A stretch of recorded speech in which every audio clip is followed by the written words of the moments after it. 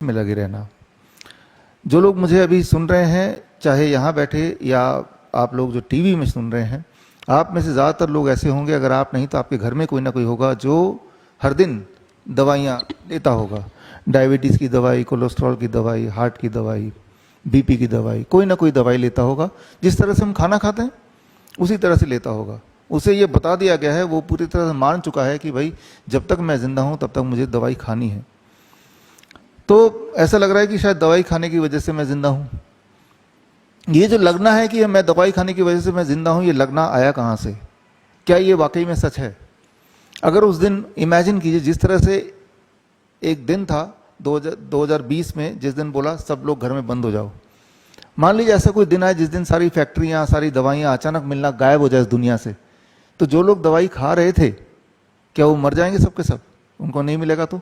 Insulin पे जो थे, दवाइयों पे थे, इस पे कई सारे ट्रायल हुए, कई सारे ट्रायल हुए। ट्रायल का नाम बता देता हूँ: ADVANCE trial, VKPDS trial, UKPDS trial, VADT trial, ACCORD trial, ऐसे बहुत सारे ट्रायल्स हुए।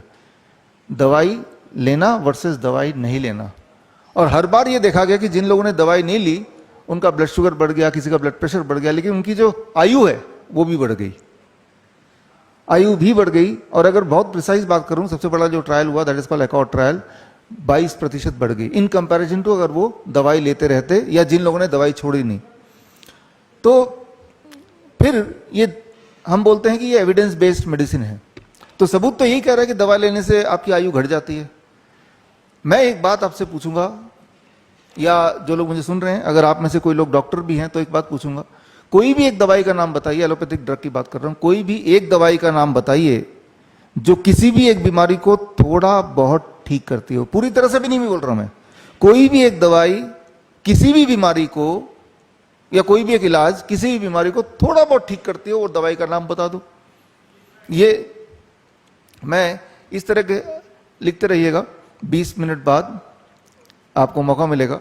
इस तरह के सवाल मैं पूछता हूं जब मेडिकल कॉन्फ्रेंस होता है।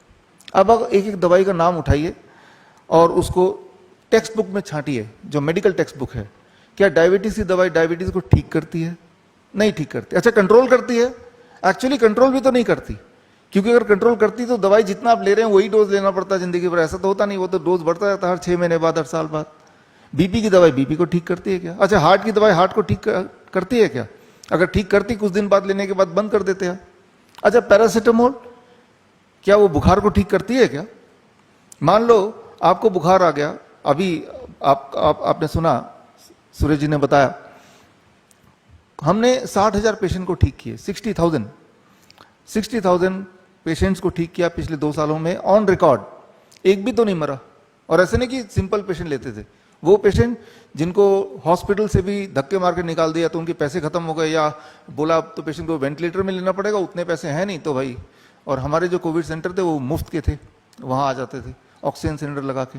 ऐसे पेशेंट को भी हमने ट्रीट किया, एक भी नहीं मरे, एक भी नहीं मरे, not a single death on record, right. और सीवियर से सीवियर पेशेंट, इस पे हम कैसे कर रहे हैं, इस पे आयुष मंत्रालय ने अपनी ऑब्जर्वेशन स्टडी बिठाई, डॉक्टरों को बिठा दिया, देखो क्या हो रहा है। उन्होंने भी यही रिपोर्ट दिया, कोई किसी की मृत्यु नहीं हुई। तो हमने क्या किया? हमने सिर्फ पहली चीज ये की कि इनको दवाई नहीं देनी किसी भी तरह से, फीवर चाहे कितना भी हो जाए, 101, 102, 103, 104। याद रखिए, जो मेडिकल टेक्स्ट बुक है, अगर उसको जो लोग डॉक्टर है वो देखेंगे, अपने टेक्स्ट बुक को छांटिए, क्या वहां पे ये लिखा है कि फीवर होने से दवाई देनी चाहिए? क्या दवाई देने से आपके ठीक होने की पॉसिबिलिटी बढ़ जाएगी या घट जाएगी? द आंसर इज घट जाएगी। या बीमार रहने के जो ड्यूरेशन है बढ़ जाएगा। ये सिंपल सी बात है जो टेक्स्ट बुक में है, मेडिकल साइंस के टेक्स्ट बुक में यही है, जर्नल में यही है। तो क्या करें? अगर 104 डिग्री होगा दिमाग फट जाएगा, सीजर आ जाएगा, ये सब चीज बोलते हैं ना, तो क्या दवाई लेने से वो सीजर आने की पॉसिबिलिटी घट जाएगी? द आंसर इज नो, घटेगी नहीं। दवाई से अगर आप टेम्परेचर घटाते तो उसमें सीजर अगर आना होगा तब भी आएगा। लेकिन जितनी बार आप फीवर को घटाएंगे विद मेडिसिन, उतनी बार आपकी बीमारी एक्सटेंड होती जाती है। क्यों? क्योंकि फीवर जो है, बुखार जो है, वो अपने आप में बीमारी नहीं है, आप लोगों को पता है, वो बॉडी का एक हथियार है। एक सिंपल सी बात याद रखिए, हमेशा के लिए याद रखिए, हमेशा के लिए याद रखिए, जिस तरह से मैं बोलूं कि दुनिया का सबसे ताकतवर जानवर कौन सा है, आप बोलेंगे हाथी है, कोई बोलेगा शेर है, जो भी ताकतवर जानवर है या जितना भी ताकतवर जानवर हो सकता है, ऐसा दिमाग में इमेजिन कीजिए, उस जानवर के अगर नाक मुंह बंद कर दें, ऑक्सीजन सप्लाई बंद कर दें, क्या वो जिंदा रह सकता है? नहीं रह सकता, कितना भी ताकतवर क्यों ना हो। ऑक्सीजन सप्लाई नहीं है तो मर जाएगा, इसमें कोई कंफ्यूजन नहीं, इसमें कोई कॉन्ट्रडिक्शन है ही नहीं, कोई बहस ही नहीं है इसमें। ठीक उसी तरह से एक बात याद रख लीजिए कि कितना भी ताकतवर वायरस या बैक्टीरिया या पैथोजन क्यों ना हो, पैथोजन मतलब जो आप आंखों से नहीं देख सकते, वो फंगी हो सकता है, वायरस हो सकता है, बैक्टीरिया हो सकता है, उसके कोई सारे नाम हो सकते हैं। उसका नाम कोई बोलेगा मंकी पॉक्स, कोई बोलेगा कोरोना, कुछ भी नाम बोल दो उसका। कोई भी पैथोजन कितना भी ताकतवर क्यों ना हो, उसको गर्मी दे दो तो मर जाता है। कितना भी ताकतवर क्यों ना हो, कितने भी समय से क्यों ना हो, जिस तरह से हाथी कितना भी ताकतवर क्यों ना हो, या फॉर दैट मैटर ड्रैगन, कोई भी चीज बोलो, अगर उसके सांस रोक दो तो मर जाएगा। ठीक उसी तरह से ये प्रिंसिपल याद रखिए कि कोई भी पैथोजन या कोई भी वायरस बैक्टीरिया वो टेम्परेचर पे वो जिंदा नहीं रहता है, हाई टेम्परेचर पे। तो बॉडी क्या करती है, जैसे ही आपके बॉडी में वायरस अटैक करता है, बैक्टीरिया अटैक करता है, क्या अटैक कर रहा है हमें नहीं पता, लेकिन कुछ ना कुछ तो अटैक कर रहा है, वो पैथोजन है, पैथोजन नाम ले लिए ब्रॉडली। तो बॉडी आपका टेम्परेचर बढ़ा देती है, क्योंकि बॉडी को पता है टेम्परेचर बढ़ते वो उनके हाथ पैर टूटने लगेंगे और वो आप ठीक हो जाएंगे। लेकिन आप क्या करते हैं, आप टेम्परेचर जब बढ़ता है आप एकदम डॉक्टर के पास भागते हैं और दवाई, या खुद ही आप दवाई लेके टेम्परेचर को घटाते हैं। तो आप वो वायरस के दोस्त हैं कि दुश्मन है? एक्चुअली आप वायरस के दोस्त हैं। आपने वायरस को मौका दे दिया, अगर वो टेम्परेचर बढ़ा रहता वो मर जाता, आप नहीं मरते। बॉडी जो टेम्परेचर बढ़ाती है उस टेम्परेचर से आप नहीं मरेंगे कभी भी। हमने हजारों हजारों पेशेंट देखे हैं, कोई नहीं मरा, लेकिन हाँ उसको घटाने की कोशिश करेंगे तो मरेंगे। वो आपने देखा हॉस्पिटल्स में लोग मरते थे। और ये जो मैं बोल रहा हूं ये कोई मेरा बनाया हुआ साइंस नहीं, ये तो टेक्स्ट बुक में लिखा है, हम तो करते ही हैं इसको, लेकिन मेरा बनाया हुआ नहीं, it is already there, proven there, right. तो fever is not a disease, it is rather a tool, a weapon. तो हम क्या करते थे हमारे उसमें, हम ये करते थे कि बॉडी को सपोर्ट करने के लिए बॉडी का टेम्परेचर और बढ़ा देते थे। कैसे, ये आप करके देखिए। अभी फिर फ्लू, जब सीजन बदलता है ना, फ्लू होता ही है, बुखार होता ही है। बुखार मतलब वायरस अटैक करता ही है, वो कोई नई बात नहीं है, जन्मों से है। कोई आप में से है जिनको साल में एक बार बुखार ना आया हो पिछले, जब से आप पैदा हुए? कोई भी नहीं। आप जो लोग मुझे सुन रहे हैं, अगर किसी को बुखार है, जो कि हर जगह है आजकल, होता ही है, हर साल बारिश के सीजन होता ही है, आप सिर्फ इतना कीजिए, आप एक इतनी बड़ी बाल्टी लीजिए और बाल्टी में 42 डिग्री सेल्सियस का पानी रखिए, उसमें दोनों पैर डुबो दीजिए, आधे घंटे बैठिए। 42 डिग्री मेंटेन करना है तो पानी बदलते रहना पड़ेगा थोड़ा थोड़ा। आधे घंटे बाद आप देखेंगे 1 डिग्री सेल्सियस और टेम्परेचर बढ़ जाएगा। उसके आधे घंटे बाद देखेंगे टेम्परेचर बिल्कुल डाउन चला जाएगा और ऐसा लगेगा कि बीमार अब थे ही नहीं कभी। बुखार ऐसे भागेगा जैसे बुखार था ही नहीं कभी। एक बार कीजिए, किसी किसी को 2 बार करना पड़ता है। अभी जो मैंने पिछले 1 मिनट में बताया, यह है इलाज। आज तक ये इलाज फेल तो नहीं हुआ कभी। मैं तो बोल रहा हूं आधे घंटे का ही तो है, आधे घंटे करके देख लो, राइट। हम यहां खड़े हैं, राइट, करके देख लो। ये प्रोग्राम जब तक खत्म होगा, राइट, जो लोग मुझे सुन रहे हैं, अगर आपके घर में इस वक्त कोई भी अगर बुखार से पीड़ित है, बुखार तो बीमारी है नहीं, तो बॉडी को आपने सपोर्ट किया, बॉडी बुखार दे रही है, तो जब बॉडी बुखार करती है ना, तो बॉडी अपने अंदर जो ऊर्जा है उसको यूज करती है, आपके अंदर की एनर्जी, तो इसलिए आपको कमजोरी का महसूस होता है। तो बॉडी को हम बोलते हैं भाई आप अपनी ऊर्जा ना यूज करो, हम गर्मी पैदा कर देते हैं। गर्मी चाहिए ना, क्योंकि गर्मी में क्या होगा, वायरस बैक्टीरिया सब मर जाएंगे, इतना ही तो होगा, तो उसको मार डालो। तो हमने टेम्परेचर क्या किया, घटाना नहीं है, उल्टा बढ़ाना है। तो जिस चीज को आप बोलते हैं मेडिकल साइंस, वो मेडिकल साइंस भी यही बोलता है। ये मैंने मेडिकल साइंस से ही लिया है, लेकिन जो डॉक्टर बोलता है, हॉस्पिटल बोलता है, वो मेडिकल साइंस नहीं, that is a medical industry. ये समझना पड़ेगा, that is a medical industry. जो चीज मैंने अभी बताई, आप किसी भी डॉक्टर से पूछिए क्या ये सच है, वो बोलेगा नहीं उनकी बात। मैं, आप बोलिए सच है कि नहीं, किसने बताया ये मत बोलना, मेरा नाम तो लेना नहीं, राइट। आप बस बोलना ये सच है कि नहीं ये बताओ, और अगर झूठ है तो साबित करो, राइट। और किसी को पूछने की जरूरत ही नहीं है, आप खुद करके देख लीजिए। सबसे इंपॉर्टेंट बात याद रखिए, हेल्थ इंडिपेंडेंस। क्या आप हेल्थ वाइज फ्री हैं? क्या आप इंडिपेंडेंट हैं? राइट। हेल्थ वाइज इंडिपेंडेंट तो कोई भी नहीं है, कोई भी नहीं है इंडिपेंडेंट। अगर आप रोज सुबह उठ के दवाई ले रहे हैं कोई ना कोई, सुबह शाम दोपहर, कैसे इंडिपेंडेंट है? और अगर आपको लगता है कि वो दवाई की वजह से जिंदा है, वो दवाई की वजह से आप जिंदा नहीं है, वो दवाई की वजह से वो जिंदा है जिसने आपको वो दवाई दी है। ये बात याद रखिए, राइट।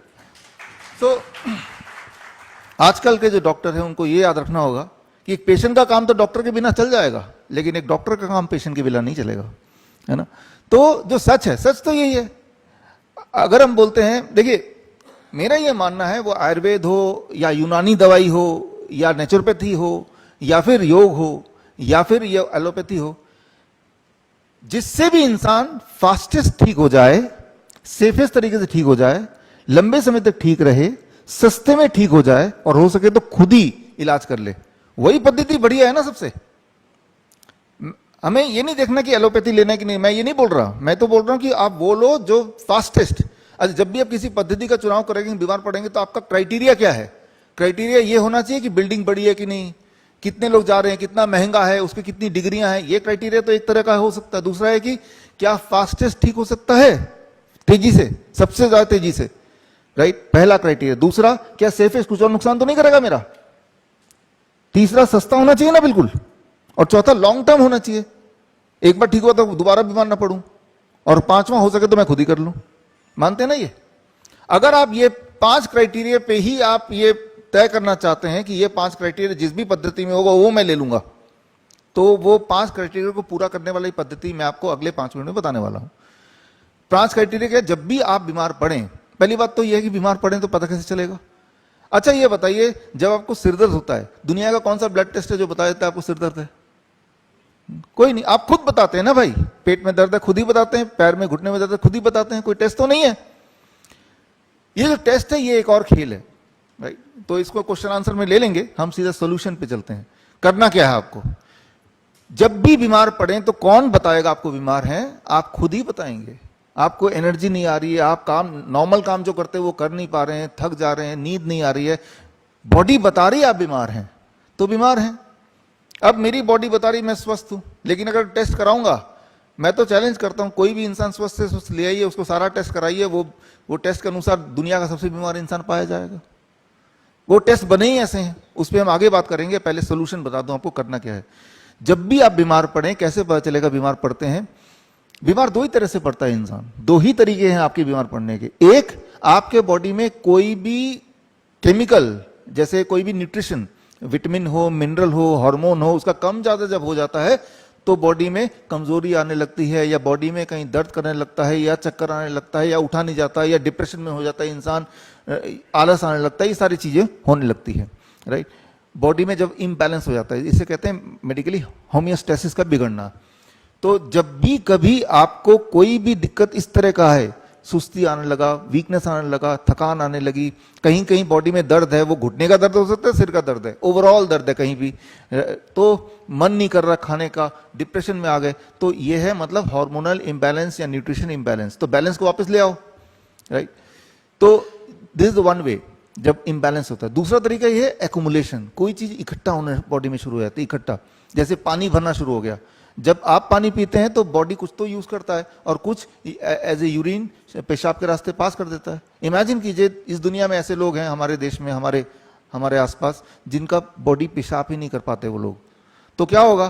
पानी तो पिएंगे लेकिन पेशाब नहीं कर पाएंगे, तो क्या होगा? वो बलून की तरफ, बलून जैसे बढ़ता जाता है ना, तो उनका बॉडी बलून है, हमारा बॉडी बलून है, तो हमारे हाथ में, पैर में वो जो फ्लूइड है, वो जो लिक्विड है, वो इकट्ठा होने लगता है। तो कैसे बलून अगर फूंक मारते जाएंगे तो क्या होगा? वो बड़ा होगा ना। वैसे उनके हाथ पैर देखेंगे तो, गाल देखेंगे तो, पैर देखेंगे तो हाथी की तरफ बढ़ते जाते हैं, लेकिन फिर भी अगर हवा भरेंगे तो क्या होगा? फट जाएगा। तो वैसे इंसान में भी होता है, फट जाते हैं, मर जाते हैं फिर, है ना। तो 2 तरह से इंसान बीमार पड़ता है। एक तो इम्बैलेंस ऑफ न्यूट्रिशन, यहां ये पता करने की बिल्कुल जरूरत नहीं है पोटेशियम बढ़ गया या सोडियम घट गया या कोलेस्ट्रॉल घट गया या शुगर बढ़ गई, इसको जरूरत नहीं है। आपको यह जरूरत है कि आप बीमार है कि नहीं, क्योंकि बॉडी ने आपको सिम्टम दे दिए, डिस्कंफर्ट दे दिए, राइट। आपको यह पता करने की जरूरत नहीं कि हीमोग्लोबिन कितना है, प्लेटलेट काउंट कितना, नहीं, इसकी जरूरत नहीं है। अगर आप थकान, उठ ही नहीं पा रहे हैं, सुबह आप काम पे जा नहीं पा रहे हैं, आपके नॉर्मल रूटीन में रुकावट आ रही है, तो बीमार है। ये डायग्नोसिस बॉडी ने दे दिया। अब हमें मतलब सिर्फ ठीक होने से है, राइट। हमें कोई पैरामीटर को नहीं चेस करना, हमें जो सिम्टम आ रहे हैं गायब कर देना है।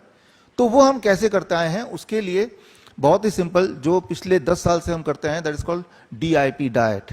डीआईपी डाइट बड़ा सिंपल है, मैं तो चैलेंज से बोलता हूं कि इसको आज से अपनाइए 3 दिन के लिए, 3 दिन, राइट, 30 मिनट मेरे साथ लगा रहे हैं तो 3 दिन भी मेरी बात मान के चलिए। अगर इस तरह के जो सिम्टम्स हैं, खासतौर पे जो आजकल के टर्म में अगर बोलूं, जो शुगर के पेशेंट हैं, बीपी के पेशेंट हैं, जो दवाइयां रोज लेते हैं और दवाई नहीं ले तो उनको फिर उनका शुगर बढ़ जाता है, कैसे पता चलेगा? फिर उनके बार बार यूरिनेशन होगा, बार बार थकान होगी, राइट, इस तरह से पता चलेगा। ठीक से दिखाई नहीं देगा, इस तरह से पता चलेगा। जो ठीक से दिखाई नहीं दे रहा, इसको ठीक करना है। थकान हो रही, इसको ठीक करना है, ठीक है ना। और फिर वो शुगर भी चेक करते रहते हैं, वो भी बढ़ा हुआ दिखता है। तो इस तरह के जो पेशेंट हैं उनको क्या करना चाहिए? थायराइड वाले पेशेंट हैं, इनको क्या करना चाहिए? बीपी जो लेते नहीं लेंगे तो एकदम से बढ़ जाएगा उनका बीपी और उनको सिर दर्द होने लगेगा, फिर वही सारे सिम्टम आने लगेंगे। तो उनको क्या करना है? Simple DIP diet. DIP diet बड़ा ही सिंपल है, स्ट्रेट सोल्यूशन पे जा रहे हैं।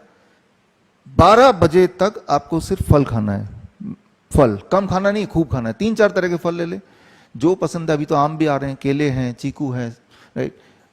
जो डायबिटीज के पेशेंट है वो मीठे फल जरूर खाएं और ज्यादा से ज्यादा खाएं।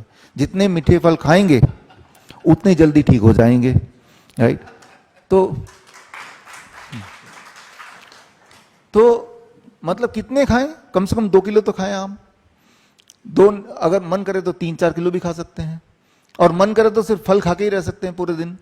तो हमारे ऐसे बहुत सारे पेशेंट हैं, जैसे ही ये सुनते हैं वो क्या करते हैं, पिछले 10 साल से मीठे तो खाए नहीं, क्योंकि डायबिटीज बोला डॉक्टर ने आम नहीं खा सकते। वो 10 साल जो का पहले दिन में ही उन्होंने हिसाब पूरा कर दिया, वो भी हो सकता है। आप जितने ज्यादा मीठा फल खाएंगे उतनी जल्दी डायबिटीज ठीक हो जाएगा।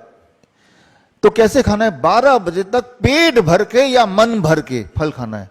पेट भर के या मन भर के, जितने में या तो मन भर जाए या पेट भर जाए तब तक खाते रहना। 1 बार खाएं, 2 बार खाएं, 10 बार खाएं, लेकिन खाएं सिर्फ फल, राइट। रोटी नहीं, पराठे नहीं, चाय नहीं, बिस्किट नहीं, ब्रेड नहीं, पास्ता नहीं, नूडल्स नहीं। मैं भूखे रहने नहीं बोल रहा हूं, मैं सिर्फ इतना बोल रहा हूं कि फल खाएं। कौन सा फल खाएं ये भी मैं नहीं बोल रहा, मैं तो बोल रहा हूं जो आपका दिल करे वही खाएं, जो आपको मिल जाए वही खाएं, लेकिन खाएं पेट भर के। Step 1, right. अब स्टेप 2, लंच और डिनर के लिए जब भी बैठें, कभी तो बैठेंगे, 2 प्लेट लेके बैठें, प्लेट 1 एंड प्लेट 2। प्लेट 2 में आप वही खाएं जो खाते आए, रोटी सब्जी दाल चावल जो खाएं, वो अचार वगैरह जो भी खाना है, इडली डोसा जो खाना है वो डाल दें, उल्टा सीधा जो खाना डाल दें उसमें, और वो खाना जरूर है। लेकिन उससे पहले प्लेट 1 में सलाद खाएं। कितना? ये बड़ा इंपॉर्टेंट है, आपके बॉडी के वेट के अनुसार, राइट। आपका बॉडी का वेट जितना भी उससे इंटू गुना 5 कर लीजिए। मेरे बॉडी का वेट 70 kg इंटू 5, 350 हुए, 350 ग्राम, है ना। इतना आप एक वेइंग मशीन रख लीजिए और वेइंग मशीन से तौल के इतना खा लें। इतना खाने के बाद होगा क्या कि पहले दिन आपको लगेगा 350 ग्राम खा लिया, अब तो मैं कुछ खा ही नहीं सकता। फायदा क्या हुआ प्लेट 2 के रखने का, रोटी सब्जी दाल चावल। लेकिन 1 दिन 2 दिन के अंदर आप देखेंगे कि जब सलाद इतने क्वांटिटी में खाएंगे ना, आपकी भूख बढ़ जाएगी। Try to understand. अगर आप 4 रोटी खाते हैं तो अब भी 4 रोटी से ही आपको सेटिस्फेक्शन होगी, प्लस सलाद भी खा रहे हैं उसके बावजूद भी, यानी कि आपका जो मेटाबॉलिज्म है वो बढ़ गया। तो आपको क्या करना है, लंच में या डिनर में पहले सलाद खाना है 350 ग्राम, अगर मेरी तरह वेट है, या अकॉर्डिंगली ऊपर नीचे करना है। 350 अगर 300 ग्राम हो गया कोई बात नहीं, लगभग इतना खाना है। उसके टमाटर, खीरा, मूली, गाजर, ककड़ी, मटर, सलाद पत्ता, लाल पीली हरी शिमला मिर्च, प्याज वगैरह, राइट। या थोड़ा स्टीम कर लिया, जैसे ब्रोकली स्टीम कर लिया, मटर स्टीम कर लिया, गोभी स्टीम कर लिया, मिक्स करके आपने खा लिया।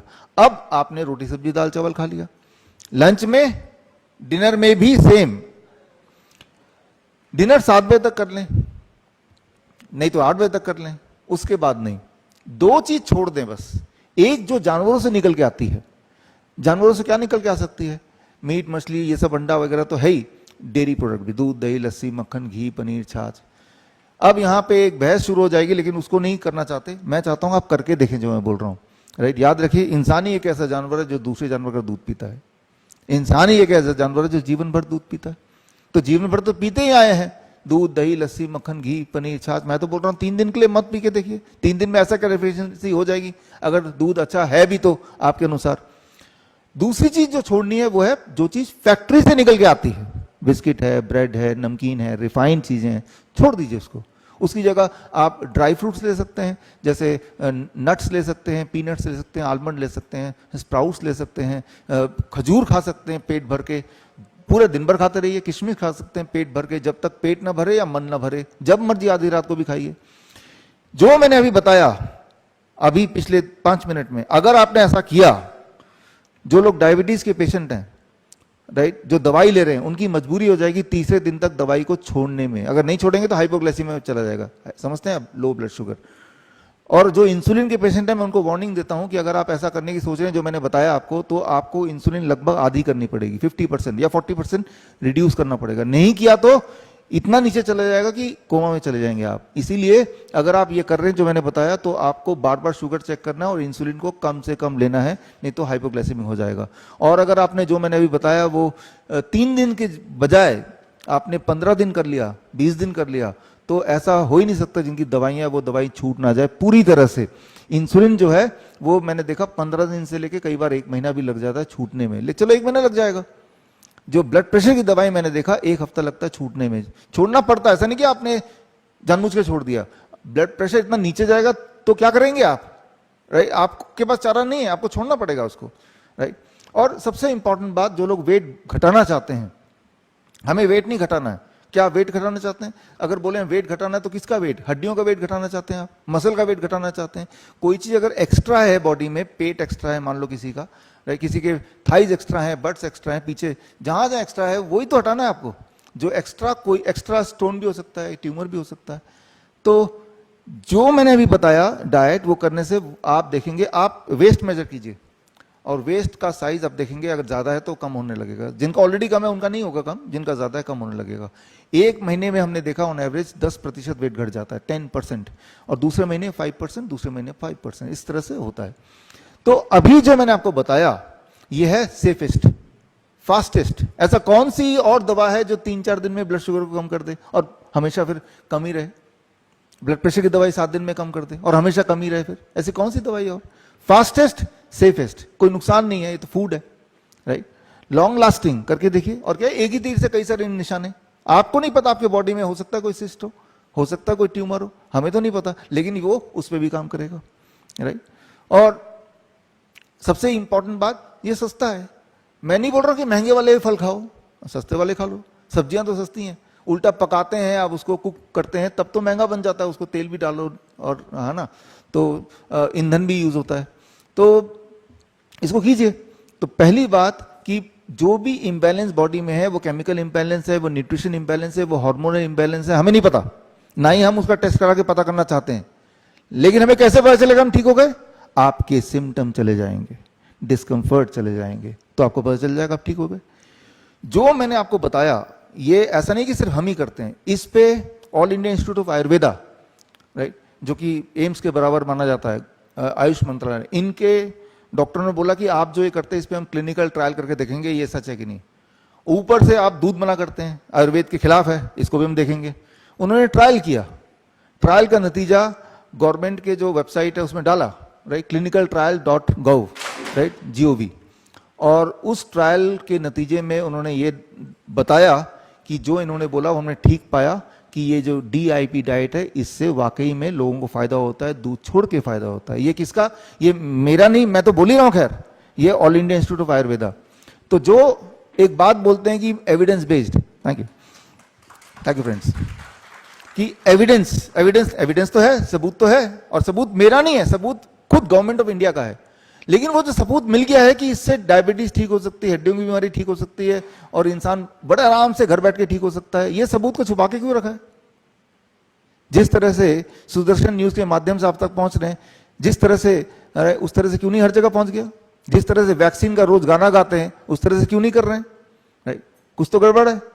या तो ये ठीक नहीं है तो आप क्यों डाल रहे हो वेबसाइट पे ठीक है? और अगर वह वेबसाइट पे किसी कोने में पड़ा हुआ है, लेकिन कोने में पड़ा है तब भी वो ठीक ही होता है ना? आप में से जो लोग मुझे नहीं जानते हैं और आपको अगर जरा भी शंका है जो मैंने अभी बोला, आप लोग फेसबुक से जुड़े हैं, यूट्यूब से जुड़े हैं, अपने सोशल मीडिया में लिख के देखिए DIP डाइट से कोई ठीक हुआ है। आप ही के सर्कल में बहुत सारे लोग हाथ रेस करेंगे आपके ही अकाउंट में कि हम ठीक हुए हैं। तो यहां पे मैं ये बोलना चाह रहा हूं कि ऐसा क्यों है कि ये काम करता है और उसके बाद भी ये प्रचार नहीं हो रहा है? क्योंकि हम आप गुलाम हैं, राइट। गुलामी वही नहीं कि बंदूक लेके अगर आपके सिर पे लग, जैसे 1947 से पहले हम अंग्रेजों के गुलाम थे, आज हम अंग्रेजी दवा के गुलाम हैं, राइट। मतलब दूर से ही आपको गुलामी कर रहे हैं, और इससे अच्छा क्या हो सकता है? पास जाके अगर बंदूक लगाएंगे, हो सकता है रिस्क है कि बंदूक छीन के आपको मार दे, जैसा हुआ 1947 से पहले, तभी वो भाग गए। तो इसीलिए दूर से ही अगर कंट्रोल कर पाए तो ज्यादा अच्छा है ना। तो दूर से कंट्रोल हो रहे हैं, दूर से आप कंट्रोल हो रहे हैं। मैं आपको ये बताना चाहता हूं कि जो भी लोग थायराइड की गोली ले रहे हैं, कोलेस्ट्रॉल की गोली, फॉर दैट मैटर कोई भी दवाई ले रहे हैं, ऐसी कोई दवाई नहीं है जिसको लेने की कोई भी जरूरत है कभी भी। मेडिकल साइंस के हिसाब से ही जरूरत नहीं है, मेडिकल इंडस्ट्री के हिसाब से जरूरत है, राइट। तो लेकिन वो कैसे उससे पीछे छुड़ाए, वो भी मैंने अभी आपको 1 मिनट 2 मिनट में 5 मिनट में बता ही दिया आपको। तो ये सारी दवाइयां, ये गुलामी की निशानी है। अगली बार जब आप दवाई ले रहे होंगे तो याद रखिए ये दवाई मुफ्त में नहीं आई है, राइट। अगर आपको मुफ्त में मिली भी है तब भी आपके टैक्स के पैसे से ही आया है। जैसे वैक्सीन है वो फ्री में थोड़ा ना है, ये हमारे ही पैसे से हमें ही दे रहे हैं, तो बोल रहे हैं ये एक जहर है जो आपको दिया जा रहा है, वो भी आसान करा के, राइट। तो मैं ये बोलना चाह रहा हूं कि आपका जो बॉडी है, बॉडी में कोई भी चीज डालना है तो मुंह से डालना है ना। जब ब्लड से कोई चीज जाती है जैसे वैक्सीन है, राइट, तो वो बॉडी को वो कोई रास्ता नहीं जाने का, एंड दैट इज वो शॉर्ट टर्म में भी डैमेज करता है, लॉन्ग टर्म में भी डैमेज करता है, पूरी तरह डैमेज करता है। मैं सिर्फ इतना पूछना चाहता हूं कि दुनिया का कोई भी एक वैक्सीन जो किसी बीमारी को थोड़ा बहुत ठीक करती हो या उसको प्रिवेंट करती हो फॉर दैट मैटर, तो फॉर एग्जाम्पल अभी कोरोना के वैक्सीन लग रहे हैं, सभी को लग गए, 200 डोज लग गए, राइट, मुझे छोड़ के और सुरेश जी को छोड़ के, बाकी सबको तो लगेगा इस दुनिया में, आपको भी छोड़ के। यहाँ कुछ लोग हैं हाँ जो बचे हुए हैं जिन्होंने हिम्मत दिखाई और छोड़ गए, पीछे भी कुछ हाथ रेज हैं। तो लेकिन इसके अंदर क्या है जो लग रहा है, सुरेश जी क्या आपको पता है इसके अंदर क्या है? मैं बताता हूँ क्या है इसके अंदर। इसके अंदर fetal bovine serum. Fetal bovine serum क्या होता है? Fetal bovine serum, right, FBS। गौ माता जिसको हम अभी प्रणाम करके आए हम और आप, राइट, उन्हीं का जब प्रेग्नेंट होती है तो उसके अंदर जो बछड़ा है जो अभी अजन्मा है उसके जिंदा रहते हुए पेट में उसके, तब उसको छेद करके उसके हार्ट तक पहुंचा के पाइप, उसके हार्ट के अंदर का जो खून है उसको निकालते हैं, जिसे बोलते हैं फीटल बोवाइन सीरम, राइट। ऐसे करने में वो गौ माता की भी डेथ हो जाती है और बछड़े की भी डेथ हो जाती है। तो उससे बनाए ये सारे वैक्सीन, राइट। तो हाँ ये तो वो अगर इसके बाद भी अगर बोलते हैं आप हिंदू हैं, राइट, इस मतलब वही खून तो दौड़ रहा है ना आपके, जिन लोगों ने भी वैक्सीन लिया वही तो दौड़ रहा है, राइट। तो ये समझना पड़ेगा क्या हम गुलाम हैं? हम गुलाम तो हैं ही, क्योंकि ये तो हमारे धर्म का भी खिलाफ हो गया और हम तो आराम से बैठे हैं, उल्टा चौथे डोज की तैयारी कर रहे हैं, तीसरे चौथे पांचवें वो तब तक लेते रहेंगे जब तक इंसान पूरी तरह से खून आपका चूस ना ले, तब तक वो चलता रहेगा। लेकिन वो चल भी क्यों रहा है? वो इसलिए चल रहा है क्योंकि आप चलने दे रहे हैं। मेरे पास बहुत सारे लोग आते हैं, बोलते हैं हम क्या करें, हमारी नौकरी है। अब बोले फिर कुछ मत करो फिर आप। 1947 से पहले अगर ये सोच लिया होता क्रांतिकारी लोगों ने कि हम क्या करें, तब आज हम इस तरह से थोड़ा ना इस तरह से बात कर पाते, तब तो हम गुलामी रहते ना। तो इस तरह से आज भी आपको सोचना पड़ेगा। तो ये जो सारा सिलसिला शुरू हुआ है, कब से शुरू हुआ है? 1940 में आया था एक बाजार मेडिसिन। आयुर्वेद को का नाम दिया गया था बाजार मेडिसिन। जो भी बाजार मेडिसिन की बात करेगा उसे जेल में डाल दो। बाजार मेडिसिन मतलब गैर कानूनी मेडिसिन, ऐसा हो गया। और यहाँ के जितने भी सारे टेक्स्ट थे वो उठा के ब्रिटेन ले गए, राइट। और एक कानून ले आए, उस कानून का नाम है drug and magic remedy act, right. और वो कानून अंग्रेज तो चले गए, वो कानून आज भी है। और वो कानून की जो धारा है मेरे ऊपर भी लगी हुई है, कोर्ट में केस चल रहा है दिल्ली हाई कोर्ट में। और उस कानून के तहत अगर कोई ये बोल दे कि डायबिटीज ठीक हो सकता है, जैसे कि मैंने बोला अभी, तो जेल हो सकता है। वो तो सुरेश जी जैसे लोग हमारे आसपास हैं तो हम बचे हुए हैं जेल से थोड़ा बहुत, हाँ, नहीं तो अभी तक हम इधर नहीं होते, जेल में होते हैं। तो आप भी कभी बोल के देखिए कि हाँ ये ठीक हो सकता है या ठीक हो जाता है। वो ठीक होना बोलना अलाउड नहीं है। तो ये तो गुलामी है ना, जबकि ठीक होता है। लाखों लोग ठीक हुए हैं, करोड़ों लोग ठीक हुए हैं। एक तरह से हम बीमार पड़ते हैं, दूसरी तरह से हम बीमार कैसे पड़ते हैं वो बता दूं, उसके बाद क्वेश्चन आंसर आ जाएंगे। दूसरी तरह से बीमार पड़ते हैं, मैंने बताया था बलून का एग्जांपल देके, जब आपके बॉडी में कोई चीज इकट्ठा होने लगता है और वो बाहर नहीं निकलता है। हम जिस स्पीड से जो भी चीज बॉडी में जाती है उसी स्पीड से बॉडी से बाहर आती है, तो ही बैलेंस बना रहता है। आप पेशाब जाते हैं दिन में कई बार, तो पेशाब के रास्ते जो जो चीजें बॉडी को नहीं चाहिए वो किडनी उसको फिल्टर करके बाहर भेजता है, राइट। लेकिन पेशाब ही नहीं करेंगे तो ना तो पानी निकलेगा, ना ही जो चीज बॉडी को नहीं चाहिए वो निकलेगा। तो वो कहाँ रह जाएगा? वो बॉडी के अंदर रहेगा। कितने दिन रहेगा? 2 दिन, 4 दिन, 5 दिन, 6 दिन, हफ्ता, महीना। उसके बाद बॉडी वो गुब्बारा है, वो फटेगा ही फटेगा, अब मर जाएंगे। इसे बोलते हैं kidney patient, kidney failure patient, right. बोलते हैं किडनी फेल हो गया, किडनी ट्रांसप्लांट की जरूरत है। सबसे अच्छी बात क्या हमारी बॉडी की, बॉडी हम ये बोलते हैं कि हमारे जो हॉस्पिटल्स हैं, हमारे कई सारे हॉस्पिटल्स हैं, 7 हॉस्पिटल इस वक्त हैं, और कोविड सेंटर हमारे 3 थे। अब तो कोविड सेंटर की जरूरत, हम उसे फ्लू सेंटर बोलते थे, हम कोविड सेंटर नहीं बोलते थे, लोगों के लिए कोविड सेंटर, हमारे लिए फ्लू सेंटर। तो हम ये बोलते हैं हमारे हॉस्पिटल में हमारे डॉक्टर्स को कि किस तरह के पेशेंट हमें लेने चाहिए। अगर कोई पेशेंट सांस ले रहा है और खा सकता है तो वो जिंदा रह सकता है, बस यही 2 चीज, सांस ले रहा है ना, खा सकता है या पी सकता है, हाँ, तो जिंदा रहेगा वो, क्यों मरेगा वो। अच्छा, कैसे जिंदा रहेगा? अब मान लो एक पेशेंट आता है, उसको वो ऑलरेडी डायलिसिस, अब ये जो डायलिसिस है ये कौन सी वेस्टर्न पद्धति है या आयुर्वेद का है?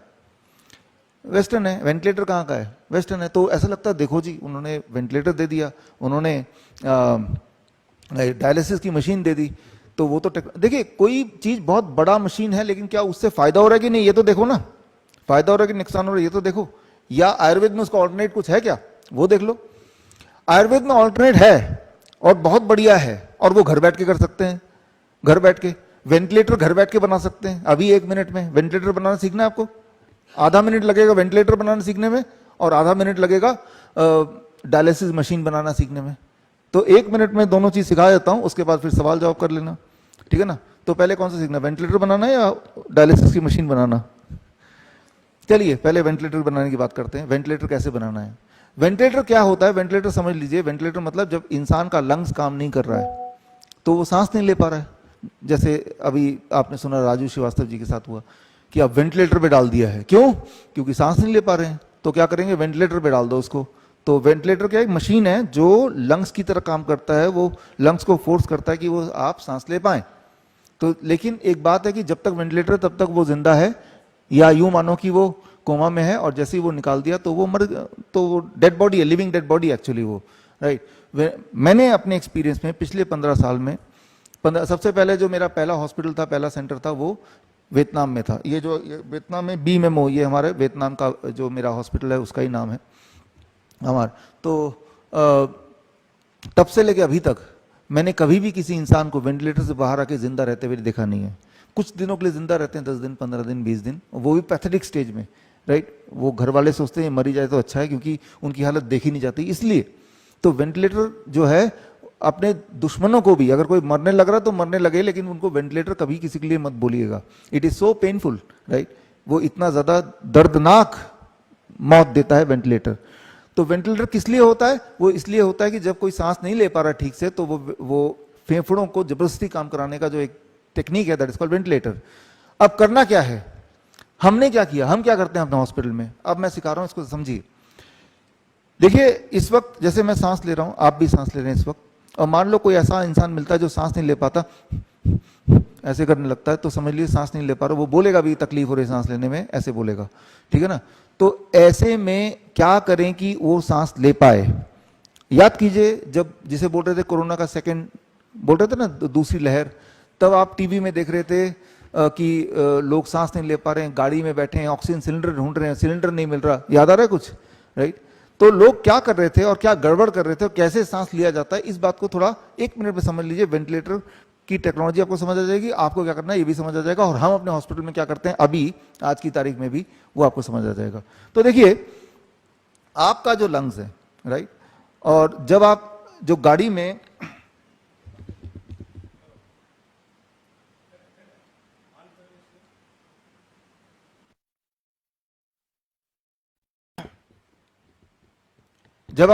आपने देखा लोगों को बैठे हुए, लेटे हुए, गाड़ी में देखा आपने, जो कार में ले जा रहे थे उनको दूसरी लहर में, और कार में बैठे हैं, ऑक्सीजन ढूंढ रहे हैं और सांस नहीं ले पा रहे हैं, तो वो कैसे बैठे हुए थे कार में? याद कीजिए, वो ऐसे बैठे हुए थे, ऐसे करके इस तरह से बैठे हुए थे। इस वक्त अगर आप ऐसे बैठेंगे जैसे मैंने बोला, आप भी सांस नहीं ले पाएंगे। बैठ के देखिए इस वक्त, राइट नाउ, अगर आप ऐसे करते हैं आप सांस नहीं ले पाएंगे।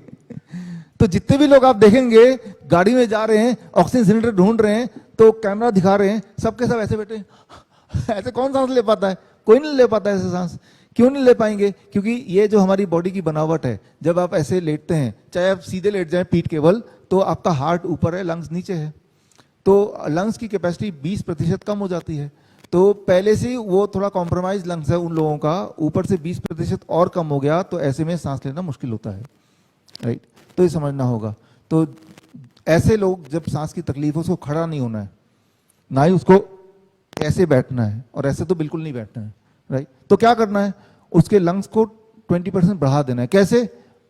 Like this. अब ऐसे हो जाइए इसी वक्त। अब देखिए आपकी सांस बड़े खुल के आएगा इस वक्त। आपने कुछ नहीं किया, आप जस्ट ऐसे बैठ गए, राइट। तो हमारे हॉस्पिटल जब पेशेंट होते हैं किडनी फेलियर वाले पेशेंट, उनको सांसों की दिक्कत ज्यादा आती है, पानी भर जाता है सांसों में, ऐसे बिठा देते हैं। अच्छा, ऐसे बैठने के बाद भी अगर सांसों में फिर हम ऑक्सीमीटर लगा देते हैं उसकी सेटिस्फैक्शन के लिए, उसमें ऑक्सीमीटर में आता रहता है कि अब उसके ऑक्सीजन लेवल बढ़ रहा है, साथ ही साथ 10 मिनट के अंदर आप करके देख सकते हैं कभी। और फिर भी अगर नहीं हो रहा, लास्ट फिर हम साथ में एक पंखा, छोटा पंखा होता है 200 रुपए का आता है, वो पंखा बैटरी वाला, वो यहां लगाते हैं नाक से 6 इंच दूर। पंखा जब लगा के चलाते हैं तो पंखा क्या करता है, याद रखिए ये जो एरिया ना इसके अंदर रिसेप्टर्स हैं, रिसेप्टर्स, और वो ऑन कर देता है जब हवा पड़ती है। ऑन होते ही लंग्स डायरेक्ट कनेक्ट हो जाता है, लंग्स और खुल जाता है और एकदम सांस आने लगती है जब वो पंखा लगाते हैं। और पंखा ना हो तो हम क्या करते हैं, जब हमारा इमरजेंसी हमारा हेल्पलाइन है पिछले 2 साल से, वो कोरोना के टाइम पे खुला था, आज भी है। तो अब जब कोई बोलता है डॉक्टर साहब हमें सांस नहीं ले पा रहे, तो उसके पास पंखा तो होगा नहीं। आप में से कितने लोग हैं जी छोटा पंखा? हम बोलते हैं गाड़ी में बिठाओ, वो बोलता है कि वो बोल रहा है हॉस्पिटल ले जाओ। मैंने कहा हाँ हॉस्पिटल ले जाओ, गाड़ी में बिठाओ उसको। गाड़ी में बिठाते हैं उनको और बोलते हैं कि आप ऐसा करो, गाड़ी चलाओ और शीशा खोलो खिड़की, और उसको बोलो खिड़की के बाहर देखे कि हॉस्पिटल आए कि नहीं। जैसे खिड़की के बाहर झांकता है, हवा पड़ती है उसको और वो ठीक होने लगता है, और ठीक हो गया तो वापस घूम के आ जाओ।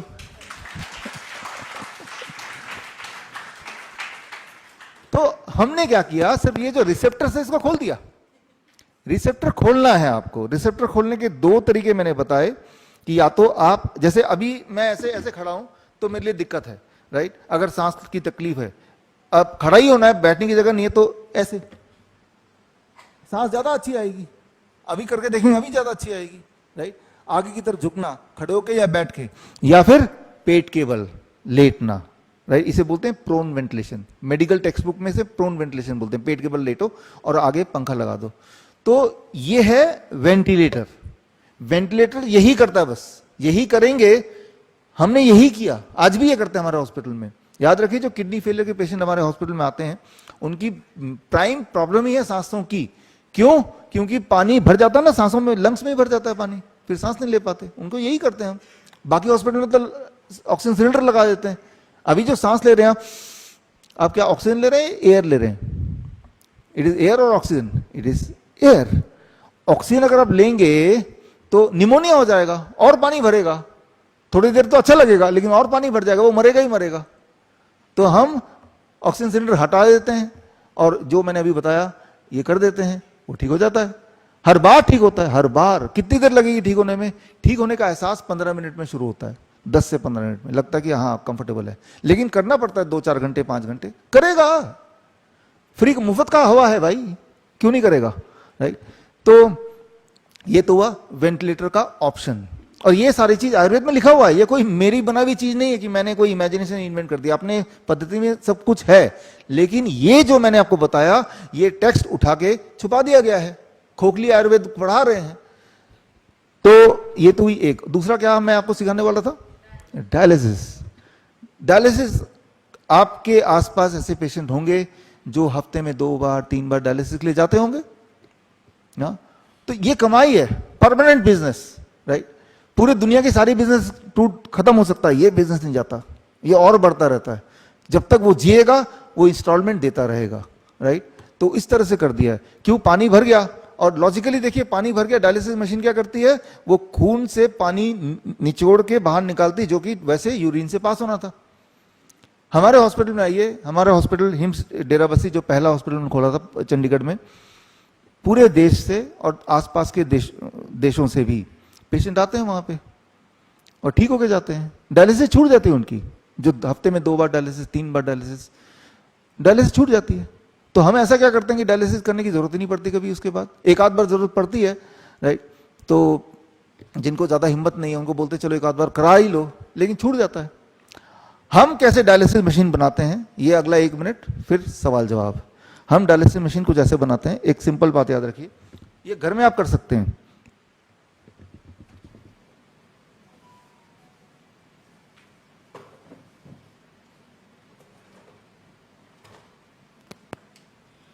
अब देखिए ये चारपाई है, राइट।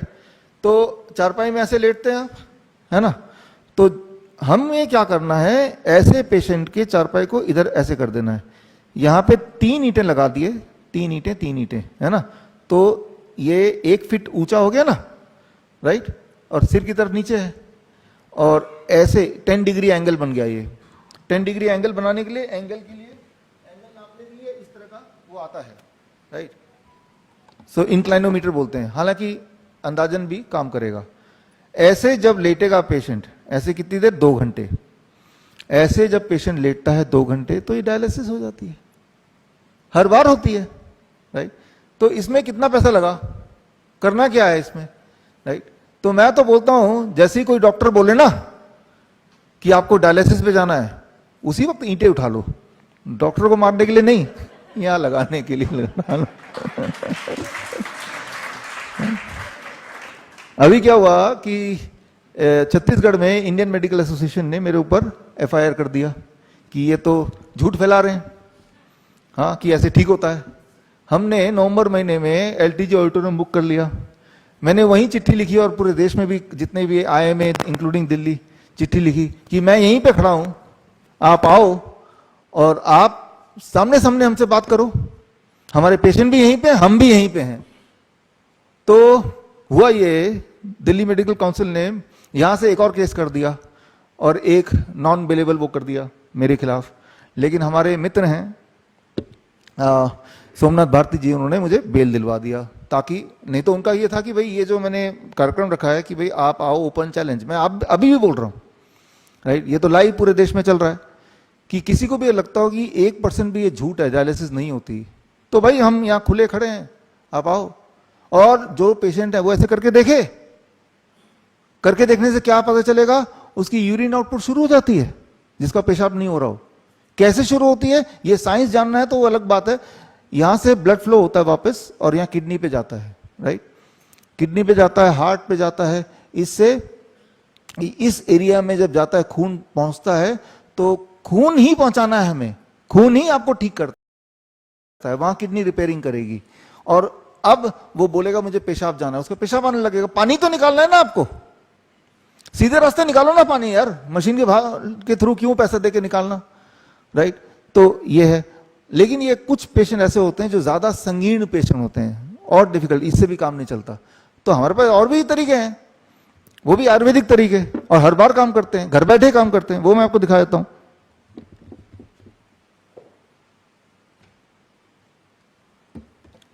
इस तरह का आपको एक बाथ टब बनाना है, बाथ टब, पानी का बाथ टब तो हर एक के घर में होता है ना, या हो सकता है। और हम क्या करते हैं, हमारे हॉस्पिटल में आइए कभी, हम पानी के टब में पेशेंट को बिठा देते हैं, जैसे ये पेशेंट बैठा हुआ है, और पानी उसके गर्दन तक, यहां तक भर देते हैं, पानी में डुबो देते हैं, डाल देते हैं, गर्दन से बाहर, बाकी पूरा बॉडी अंदर। और पानी का टेम्परेचर कितना, 40 डिग्री सेल्सियस, 40 डिग्री सेल्सियस। ऐसा एक थर्मोमीटर खरीद लीजिए, पानी का थर्मोमीटर है ये, ठीक है ना, 150 रुपए का आएगा, कहीं से मिल जाएगा। 40 डिग्री पे, जब 40 डिग्री पे अगर 2 घंटे के लिए पेशेंट बैठता है, तो उसको उसके बॉडी के अंदर जो पानी भरा है वो निकल जाता है। कैसे पता चलता है हमें, बैठने से पहले उनका वेट मेजर करते हैं, 62 kg फॉर एग्जाम्पल, 2 घंटे बाद दोबारा वेट मेजर करते हैं तो 60 kg, 2 kg वेट गायब हो गया। वो कहां गया 2 kg, वही तो था पानी जो डायलिसिस मशीन निकाल रहा था। तो ये जो है, ये घर पे बन सकता है, नहीं बन सकता है, हमारे हॉस्पिटल में है ये, राइट। हमारे हॉस्पिटल में जो लोग आना चाहते हैं किडनी के पेशेंट्स, हम तो बोलते हैं ये घर में बनाओ ना यार, लेकिन आप में से जो लोग आलसी हो, घर पे बनाना चाहते नहीं हो, खूब सारे पैसे हैं, तो हमें दे दो, आ जाओ हमारे हॉस्पिटल में, हम ठीक कर देंगे, राइट।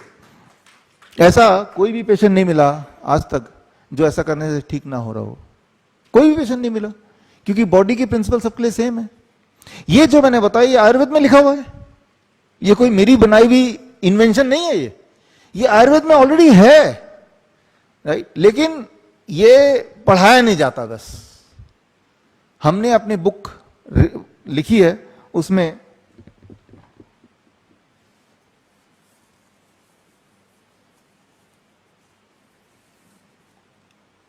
ये 360 डिग्री पॉस्चरल मेडिसिन किताब है। इसके अंदर सारा कुछ दिया जो मैंने आज अभी बताया आपको, सारा कुछ है। और ये फ्री आप निकाल सकते हैं।